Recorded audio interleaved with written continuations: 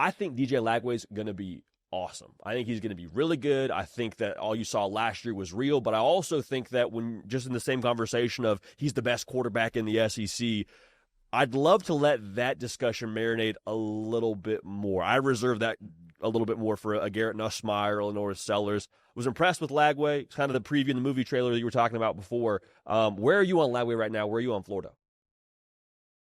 Well, I mean, on DJ, just first of all, obviously health is a big factor. It's a big factor for everybody. It's a big factor for me, sitting here right now.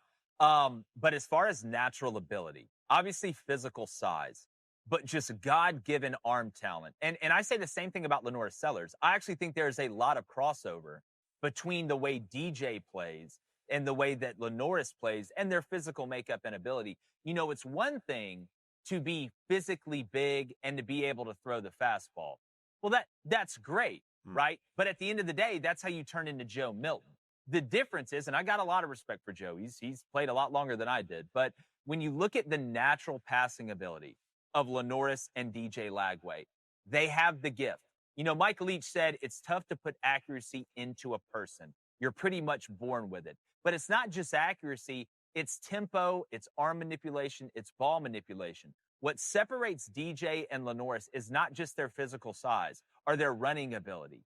It is his ability to throw the whole shot, to punch the dig in there, right? Throw the fastball, but also the changeup, the lollipop screen, being able to air the ball out and anticipate where a guy is going to be, throwing guys open. That is a gift from God, and that's what separates the physically talented from the overall unbelievably elite. And I think both of them have that ability. And I think DJ, to me, he's a little bit more of a natural passer of the ball than Lenoris, but Lenoris can do it. Lenoris can throw it at a really high level.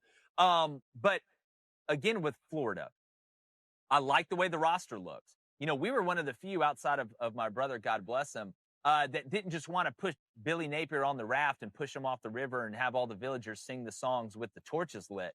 And I thought last year was a good answer. You saw some hope with DJ Lagway.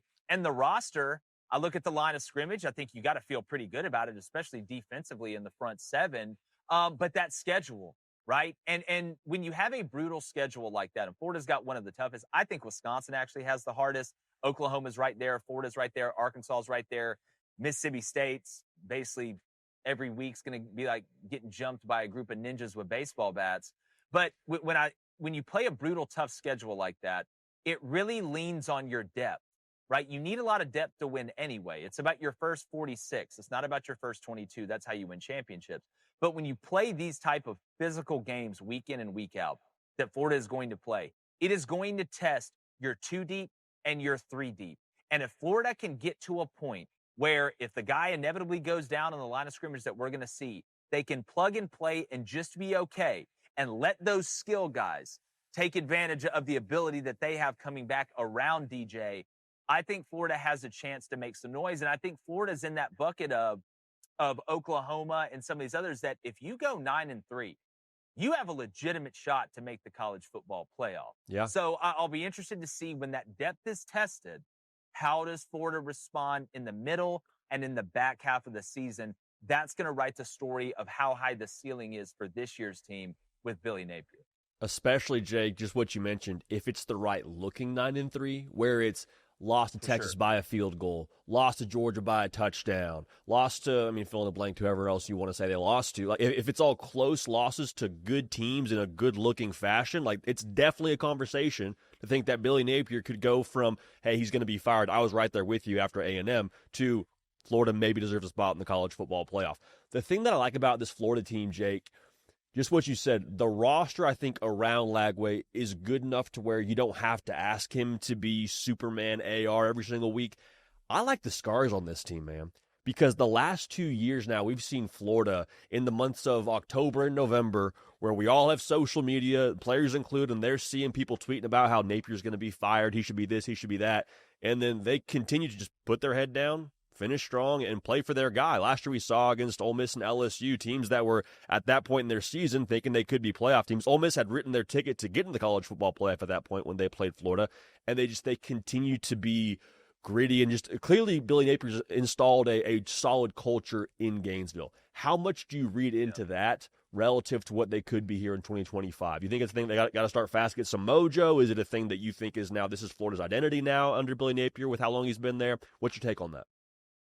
Well, yeah, you obviously want to start fast, and you need to start fast. And as much as Florida fans are going to hate for me to say this, but if you really want to make sure that Florida's in the best position possible, every other game outside of the game against your team, you need to be rooting for Miami and Florida State to do well. Yeah. I know that. I know most of you are going to be in the comments like, no, there's no way I can ever do it. Well, that could be the difference.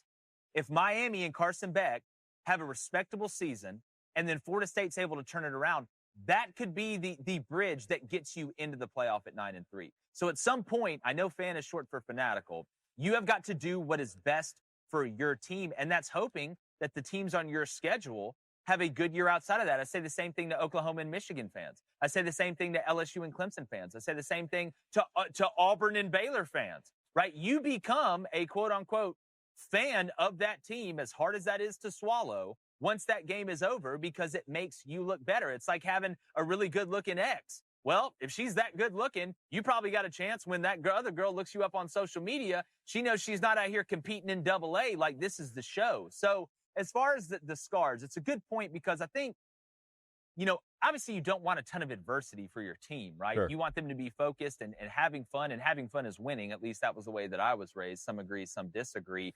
But they don't have to manufacture the chip on the shoulder. Like, this isn't Kirby Smart having to do the mental gymnastics of telling Georgia nobody thinks they're any good when they're the preseason number 2, number 3 team or whatever. So you have built that together. You've been in the trenches together. And with Billy Napier, I think that actually kind of circled the wagons around him with that roster of, look, they don't believe in me. They don't believe in you. We're in this thing together. We're sitting here in the trenches taking fire together. Well, let's get out of here and go make a difference. So I do think that builds some intestinal fortitude, because you're always, as a coach, and JD, you know this, you're always trying to mold the clay, right? And you're never fully done with it, but you're trying to mold it into what you want it to be. And sometimes it takes a decent amount of adversity to bring you guys so close together, because on 4th and 1, man, that's the stuff that matters. It's not the Instagram photos. It's not the hype video before the game.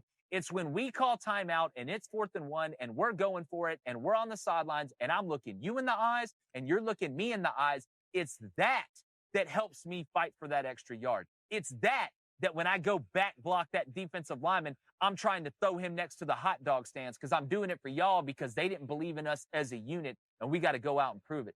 That's the difference. None of this social media stuff. That's why spending time together during the summer, that's when your team's built. Going to eat at each other's houses, meeting each other's families. That's what builds a team. And that's why the sport of football is so unbelievably awesome. And it's the best sport on the planet, is that it's so physical. You have to play for the guy next to you, and 11 guys moving as one organism to win. That's what gets me fired up. 2 thoughts from what you just said. First, everything you just mentioned is what so many people in the world of sports media are not able to articulate or understand or speak to. We'll talk about preview magazines, returning production, stats, what's on paper. Like, people don't understand like what happens within that building, that locker room, and what happens outside of that locker room during the summer, during the spring, the time together away from the facility. That makes a massive difference. So I'm glad you said that. 2, a much less serious point. Got me thinking when you talked about social media and rooting for teams that maybe you're going to play, Miami being one of them. Is there a person that Florida fans maybe should hate more than Carson Beck? Played at Georgia, right? Now he's at Miami. I think there's maybe a unlikability factor for the college football public. I root for the guy. I like the guy, but I think if you're a Florida fan, that's going to be a tough train to get on, but they got to get on it nonetheless.